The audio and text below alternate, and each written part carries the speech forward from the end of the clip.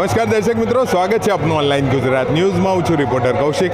ગુજરાતના મંદિરોના કેમ્પેન હેઠળ આજે આપણે આવ્યા છીએ મહેસાણા જિલ્લાના ઊંઝા તાલુકાના મકતુપુર ગામ ખાતે, જ્યાં ઐતિહાસિક એવું શ્રી સિદ્ધેશ્વરી માતાજી તથા ગોગા મહારાજનું સુંદર મંદિર આવેલું છે. અહીંયા મંદિરને 25 વર્ષ પૂર્ણ થતાં અહીંયા ભવ્યાતિ ભવ્ય રજત જયંતિ મહોત્સવનું આયોજન કરવામાં આવ્યું છે, જેના ભાગરૂપે આજે યજ્ઞપૂજનનું સુંદર આયોજન કરવામાં આવ્યું છે. આપણી સાથે હાલ સમસ્ત ગ્રામજનો હાજર છે, તે આપણને સંપૂર્ણ વિગત આ મંદિરના ઇતિહાસ વિશે તથા કાર્યક્રમની માહિતી આપશે. Thank you.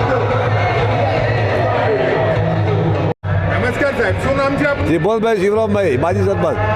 સાહેબ, આ મંદિર કયા માતાજીનું છે, કઈ જગ્યાએ આવેલું છે? સતીમાલા મંદિરનું, સતીમાલા માતાજીનું, બસ તેના સામે. કયો તાલુકો, જિલ્લો, ગામ? ગામ મકતુપુર, તાલુકો ઊંઝા, જિલ્લો મહેસાણા. આ મંદિરનો શું ઇતિહાસ છે, ક્યારે સ્થાપના કરવામાં આવી? 25 વર્ષ મોરી થઈ હતી સ્થાપના, 25 વર્ષ થઈ રહ્યો. તે બીજો ઉત્સવ આ જલોદંતીની ઉજવણી કરીને ચાલુ કર્યું. નમસ્કાર સાહેબ, શું નામ છે? ગણેશભાઈ પટેલ. ગણેશભાઈ, આ મંદિર દ્વારા અહીંયા શું ધાર્મિક કાર્યક્રમનું આયોજન રાખવામાં આવ્યું છે? અહીંયા ધાર્મિક આયોજન 25 વર્ષ થઈ ગયા. 25મી રજત જયંતિ મહોત્સવ ઉજવવાનો લોકોની માન્યતા અને ધાર્મિક ભાવના સારી છે. વર્ષોથી આનું પૂજન થાય છે. આનો લગભગ જૂનો વરખડો હતો, 700 વર્ષ જૂનો.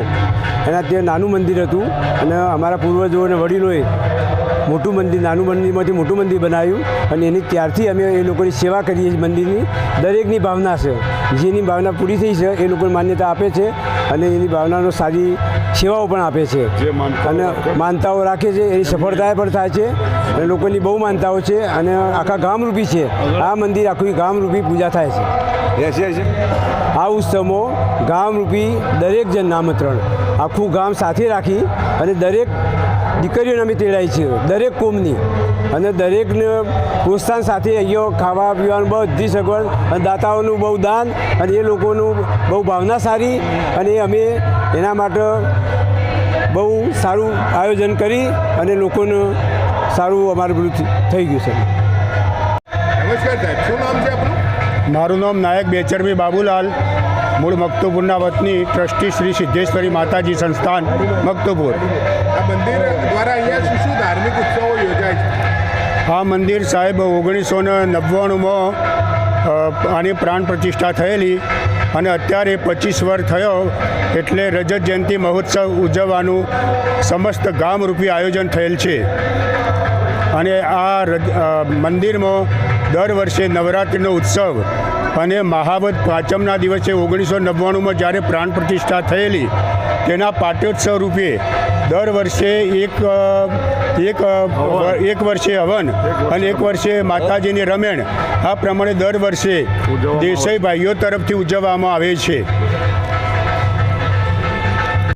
નમસ્કાર સાહેબ, શું નામ છે આપનું? જયેશભાઈ. શું જણાવવા માગશો સાહેબ, માતાજી કેવી રીતે સત્તા અને આસ્થાનું કેમ છે?